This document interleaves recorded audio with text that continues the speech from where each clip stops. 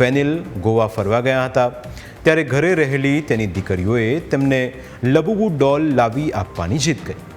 દીકરીઓને ખુશ કરવા માટે ફેનિલ લબુબુ ઘરે લઈને આવ્યા, પણ ઘરે લાવ્યા પછી તેમને શું અનુભવ થયો તે સાંભળો.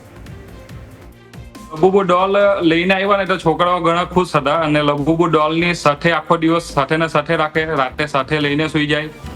1-2 દિવસ રહીને એ લોકો કહે કે અમે સ્કૂલે બી હવે એને લબુબુને સાથે સ્કૂલે લઈને જવાના, આ રીતનું મતલબમાં હતું. ત્યાર પછી અચાનક એવું થયું કે ઘરમાં છે તે બધા માંદા થઈ ગયા.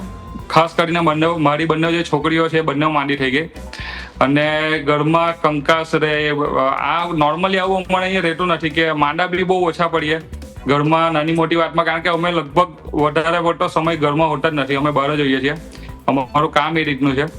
તો છોકરાઓ કેવું છે કે એકદમ ચીડચીડિયો સ્વભાવ થઈ ગયો એમનો, લડાઈ ઝઘડો ઘરમાં થાય, માંદા થઈ ગયા, એટલે એક રીતની નેગેટિવિટી ઘરમાં અમને લાગી.